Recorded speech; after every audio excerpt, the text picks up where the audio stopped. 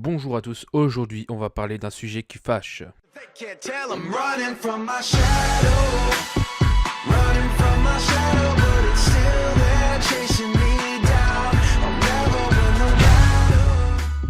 Comme vous avez pu le voir dans le titre, nous allons parler donc de l'obésité. Avant de rentrer dans le sujet, parlons de chiffres.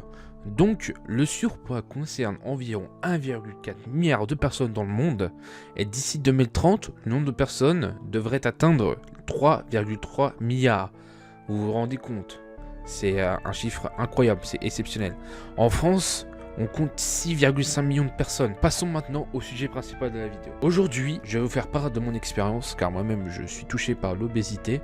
Il faut savoir que l'obésité peut être attrapée ou on peut l'avoir de manière différente. Je vais donc aborder plusieurs manières. En commençant, je pense, par la plus fréquente qui est dans l'esprit des gens.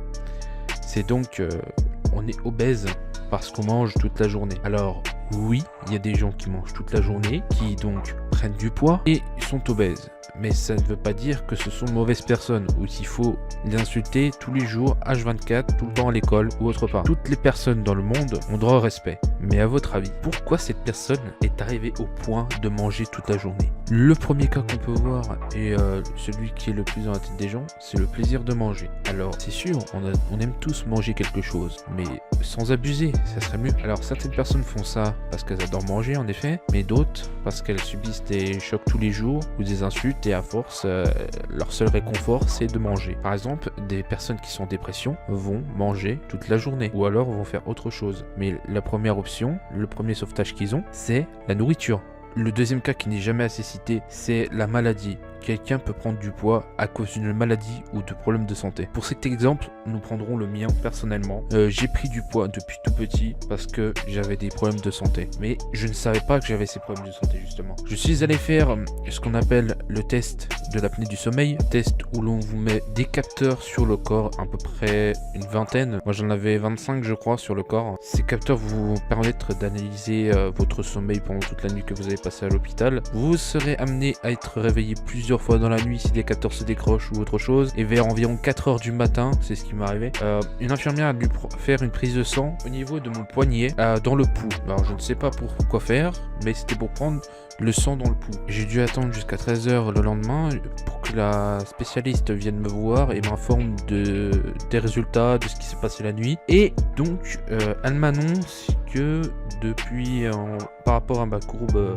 de poids sur le carnet santé, qu'en effet depuis que je suis tout petit, environ mes 2 ans, j'ai commencé à faire de l'apnée du sommeil ou avoir des problèmes de respiration pendant que je dormais. Donc c'est ce qui a accéléré la prise de poids. En fait, elle m'a expliqué que lorsque l'on dort, on sécrète quelque chose qui nous fait soit perdre un peu de poids dans la nuit si on dort très bien, mais si on dort mal et qu'on fait de l'apnée du sommeil ou autre chose comme ça, on va prendre du poids. Donc comme quoi dans l'organisme, il y a des choses qui font qu'on peut prendre ou perdre du poids. C'est pas seulement la nourriture qui influe. Bref, je ne suis pas pour raconter ma vie, donc à toi compte tout de suite. La deuxième partie de la vidéo, ça va être par rapport aux mentalités présentes aujourd'hui. Alors, on peut dire que la mentalité, elle fait peur.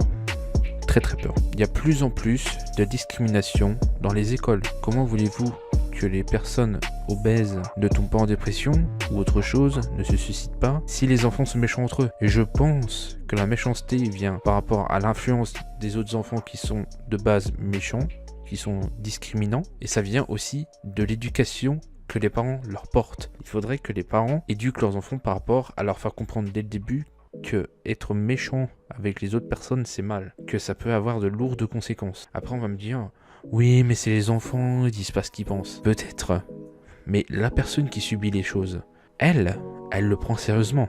C'est ça, réfléchissez un peu. Quand vous insultez quelqu'un, pensez aux conséquences.